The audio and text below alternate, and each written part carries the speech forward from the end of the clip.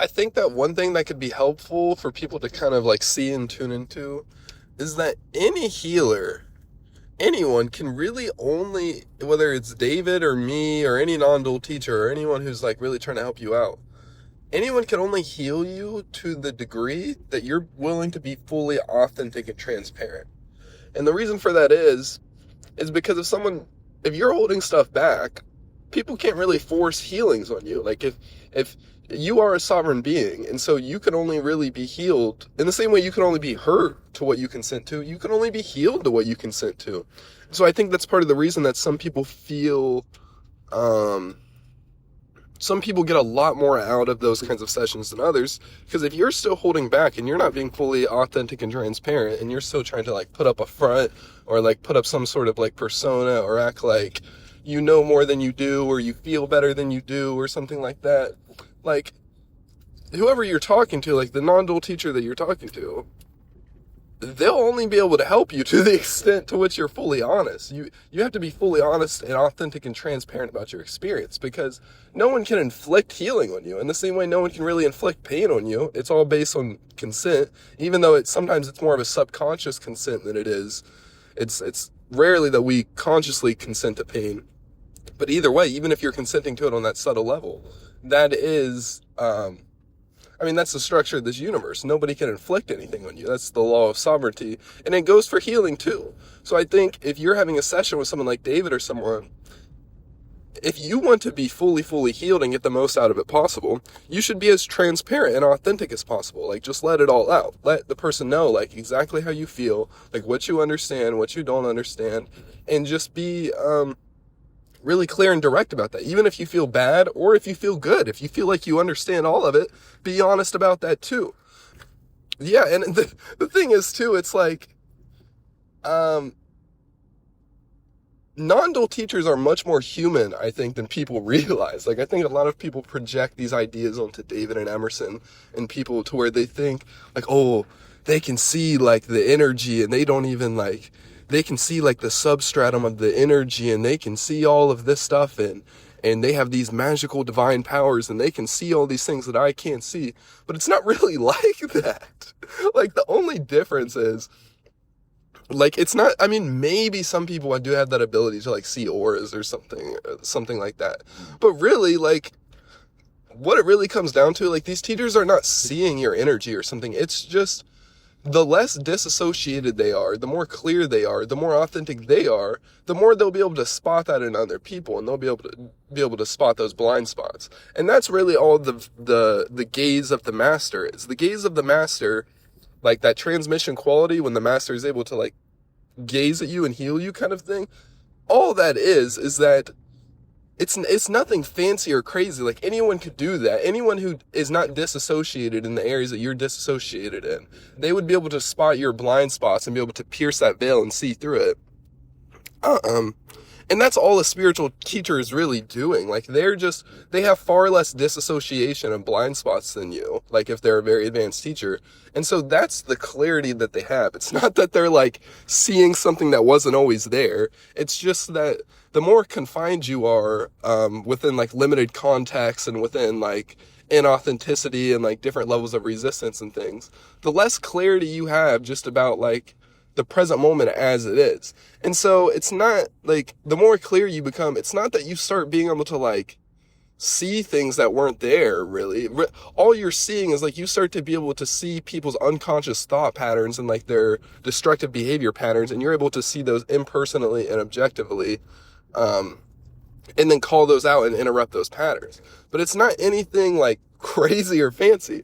And so that's also why, like, if you're being completely, even if a teacher suspects that you're being inauthentic, like, they can't really force you to change or force you to heal. Like, if you want to heal these things, you have to just be honest about where you're at. And also because if you're holding things back and you're lying, or even if it's, maybe lying isn't quite the right word, but even if you're kind of like fibbing or like just doing some subtle, like masking, or like trying to make yourself seem more put together or more advanced than you are, like that distorts the whole thing. And that really kind of limits like how much clarity and healing and insight that the teacher can give you, because you're not being fully honest. And so whatever information they're getting about you, it's being distorted. So that's really good to see. Like, if you're ever going to do a session with anyone, you really want to be fully transparent and honest and open. And to the degree to which you're willing to do that, like, we can heal you. Like, people can heal you. People can help you out and tell you how to solve your problems. But you have to be willing to do the work. You have to be willing to be honest about your problems and be honest about your pains and your fears. And then from there, like, yeah, like, we can really help you out with that. But yeah, you have to be honest and transparent. You can't just be like trying to put on a front or projecting some sort of insecurity or something. Just, if you're insecure, just be honest about that. Just be like, yeah, like, I'm really nervous, like, for XYZ, or like, yeah, like, I don't feel that good about this, but I feel great about this, like, yada yada. It's always better to be honest and transparent. And that's true for all of life too. Like, in general, you always get better results when you're being more authentic and honest and transparent. And that's how you have genuine connection with people. Because if you're moving from that reactive, fear-based energy, when you connect with others, you tend to not really have real connection. That's when you just perpetuate disconnection. Because it's like, you can only connect with others to the degree that you're willing to be fully authentic and transparent. Like, if you're putting up walls, to whatever degree you're putting up walls, there will be that layer of disconnection.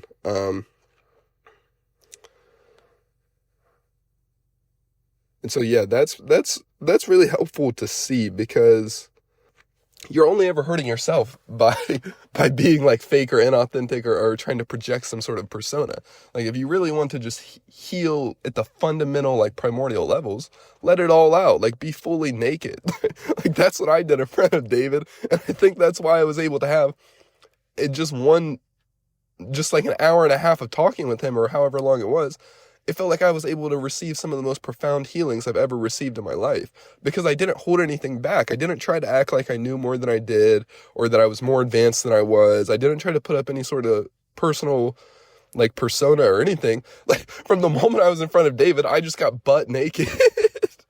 Not literally, like, obviously I had my clothes on, but mentally and emotionally, I got butt naked right away. But that's actually what you're supposed to do, like strip in front of them. But don't, obviously I don't mean literally stripping, but like, strip off that mask, strip off that persona, and show them who you really are, and be fully authentic and transparent. And to the degree that you're willing to do that, these people can't help you. Like, healers can't help you if they really know what they're doing and they face those things themselves.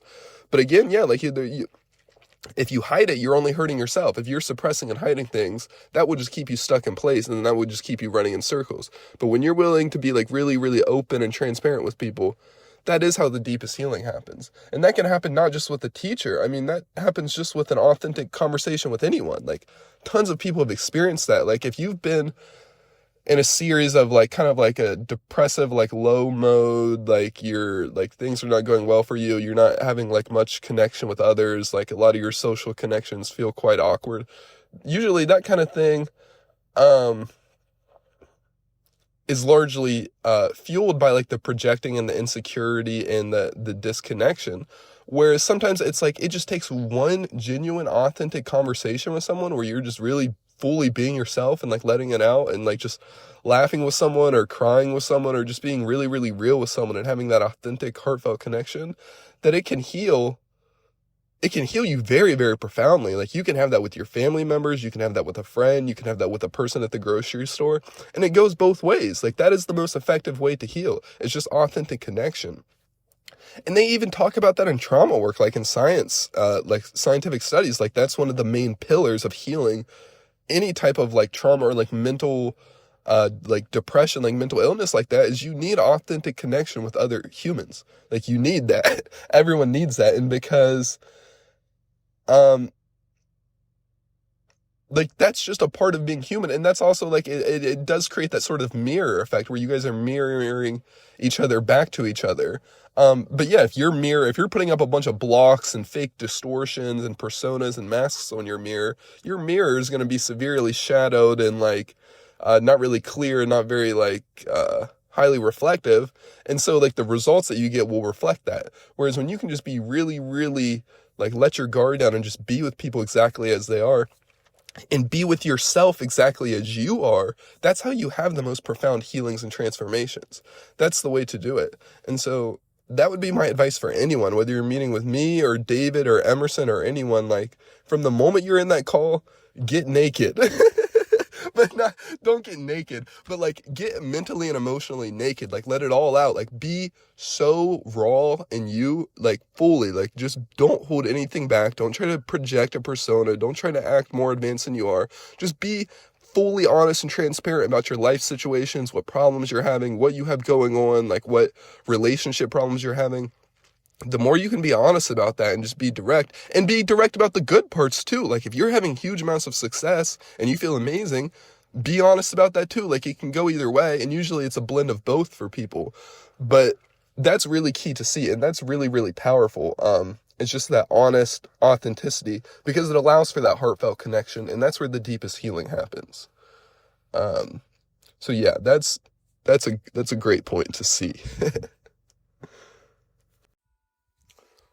Also, though, the thing is to understand, like what the demiurge or the lower mind is playing on, like what it uses to keep you trapped, is it's using like your physical, like survival safety mechanisms against you. So like things like disassociation and that kind of thing. That's actually a safety mechanism. Like, that's something that your body does to protect you. So it can be quite challenging to withdraw that programming, because like the body, the lower mind or the demiurge or that survival based mechanism in you, its entire purpose is to prevent you from ever piercing those dissociative veils. Like, it's going to do everything it can to tell you that you should not be authentic, that you should not be transparent, like that you should not like be honest in this meeting, or like you should not like be fully open about what you have going on, or that you shouldn't see this person, or that you shouldn't listen to this information. And it's really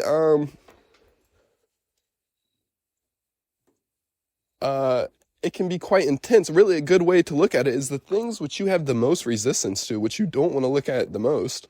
Those are probably the things that are maybe the most worth looking at, because that, like, not wanting to look at it, a lot of the time that's driven by that fear and that disassociation pattern.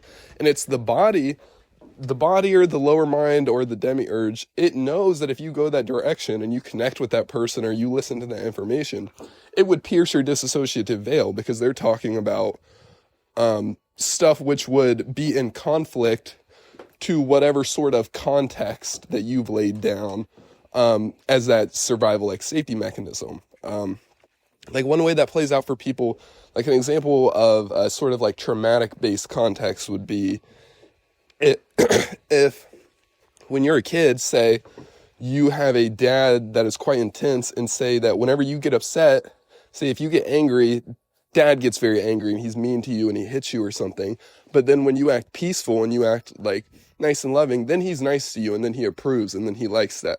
So the context that gets laid down, it's a sort of like subconscious programming. The context that gets laid down within the mental structure is essentially anger equals not safe and peace equals safe. And so anytime that the potential for like anger or something to come up in that context, the body is going to ring that as unsafe, and it's going to happen on a sort of unconscious level. And then the brain is going to tell you XYZ for why you shouldn't go that direction, or why you shouldn't like look into that information, or why you shouldn't be fully authentic with that person. But that's all actually trying to keep you stuck. That's like the trauma pattern, like trying to feed and stay as it is and keep you from ever piercing that dissociative veil. And in a way, that is good. Like, when you're a kid or something, that's actually good. It's not that all like disassociation is actually good in some contexts. Like, if you are having very intense pain that you can't get away from, you do want to disassociate from that. But then the key is, when you move on from that and you're in a safer situation, you don't want to continue to be unconsciously driven by that disassociation and by those limited contexts. You want to be able to withdraw those at will and know how to heal those.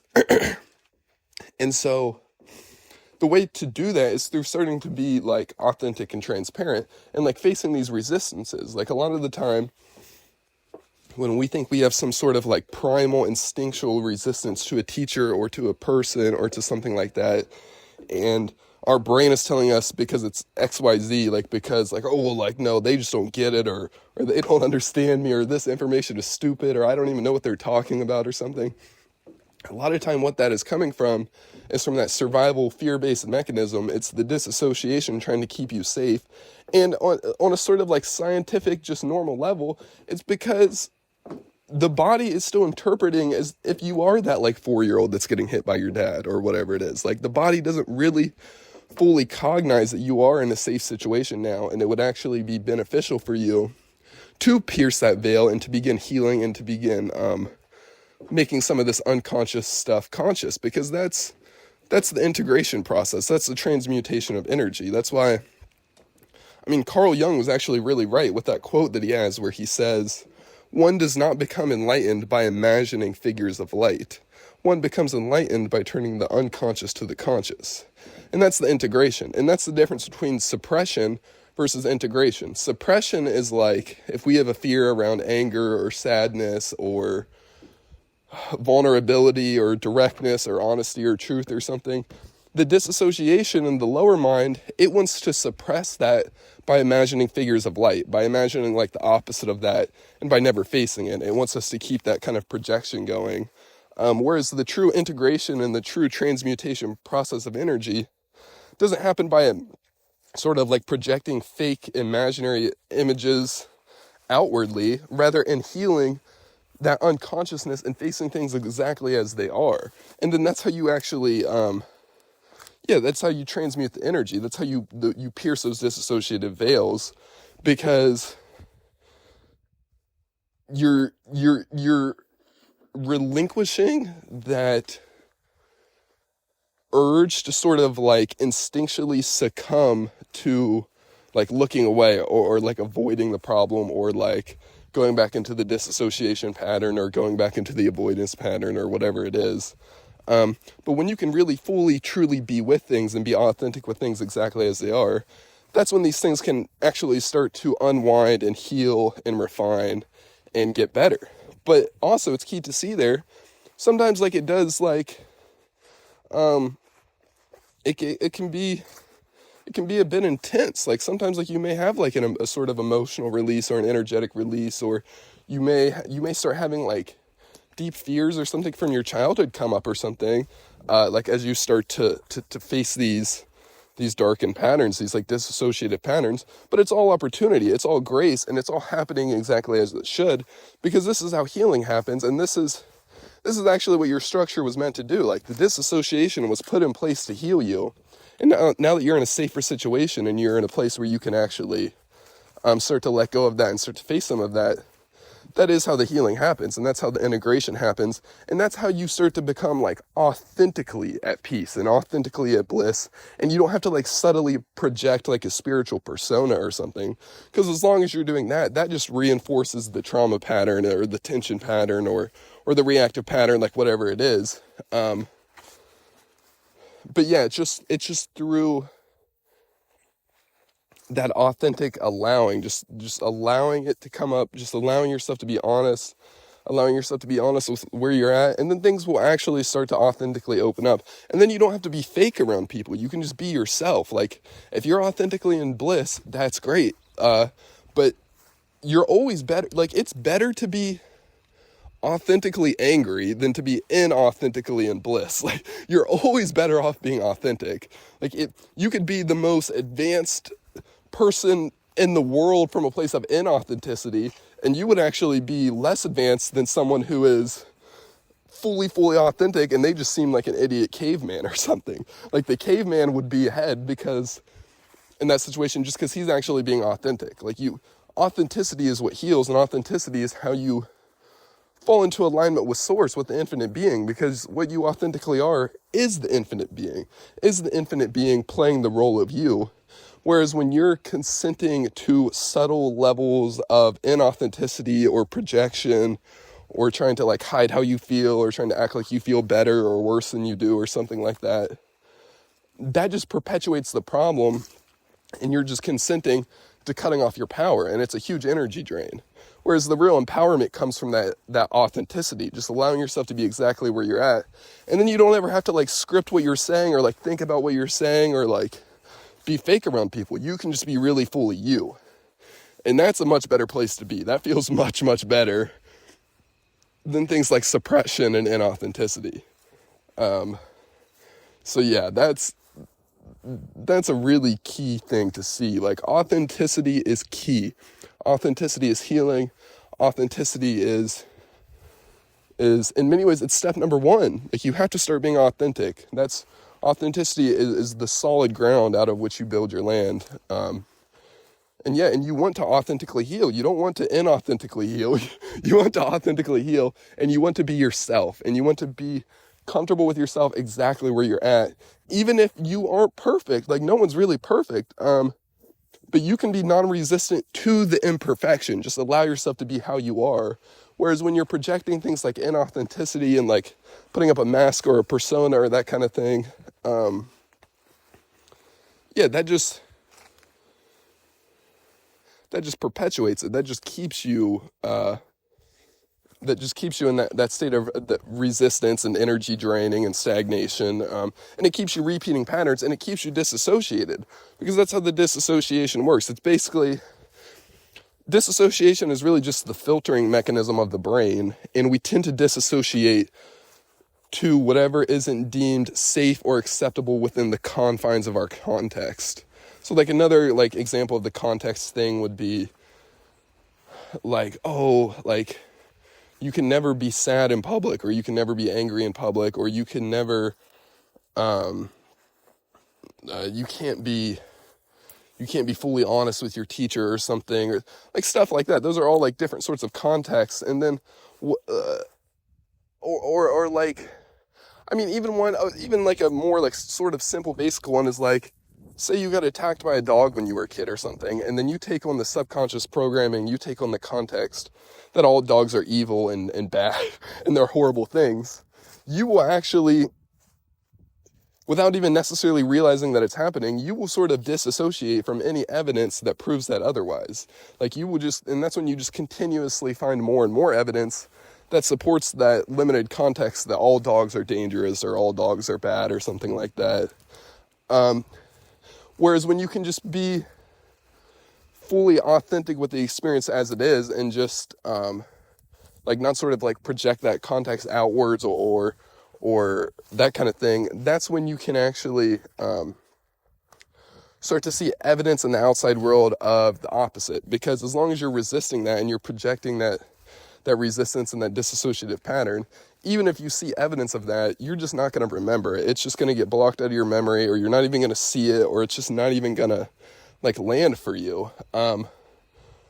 Whereas, when you're just fully open and honest and transparent, like that's when like, and you're not like avoiding things and not like hiding from like the whatever evidence is showing up in your reality. That's when you can actually start to receive positive evidence of the things which are outside your context. That's when you can start to have experiences with dogs that are really loving and amazing, or like really healing, and like you can start to see like, wait a minute, that's not actually true for all dogs. Not all dogs are evil. That was just a context that I was subscribing to, and then because I was subscribing to it, I was projecting that outwards in terms of my perspective and my view. And so you're actually gonna, I mean, you can look at it in different ways. You could say that you're actually manifesting situations which reflect that, and that's true, but you're also disassociating from situations which don't reflect that, because the disassociation is protecting you from piercing the disassociative veil of that context. The disassociation doesn't want you to even see it. It wants you to just keep sort of repeating that pattern, because that's the safety mechanism. And so, like context isn't necessarily bad. Like there's good context, like a good context, and there's just simple, ordinary context. Like you could have the context of gravity, like just knowing that like if I drop something, it's gonna fall. Like, and that's a good context to have. Like there's lots of useful context, or like you could have the context that it's good to wear clothes in public or something. Like, that's just a societal norm. Like, that's something that's a good context. You don't want to get rid of context like that. Or if you're in a grocery store and you're shopping, like, you want to have the context running that says, like, I'm in the grocery store. The key is you just don't want to be unconsciously driven by contexts, which are keeping you in states of stagnation and suffering and repeating reaction patterns and projecting limited ideas and views outwardly. That's the key. And so, yeah, you don't want to get rid of all context. Like, lots of context and mental activity is very useful. You just don't want to be unconsciously driven by fear-based contexts. And the way to start getting at those and seeing those and recognizing those is through that authenticity, just being transparent with where you're at and being honest. And yeah, like, for the person who's afraid of dogs, in order to heal that, they have to be honest about the fact that they are afraid of dogs. Like, if they're telling themselves, no, I'm not afraid of dogs, like, dogs are just evil, but I'm not afraid of them, like, they're just evil. If they're doing something like that, that's sort of like reactive resistance projection sort of thing, that would just keep them stuck. They'll never be able to heal that until they're able to be fully authentic and transparent with exactly where they're at. And then that's when the energy can start to gradually unwind and refine and heal. It will just happen on its own, because that's the true nature of energy. Your energy actually constantly does want to heal and expand and refine and unwind and all of that. It's just the sort of subconscious or unconscious mental resistance and projections that we put up to the present moment into whatever's coming up for us, which limits that and prevents that from happening. But so yeah, that's a great thing to see.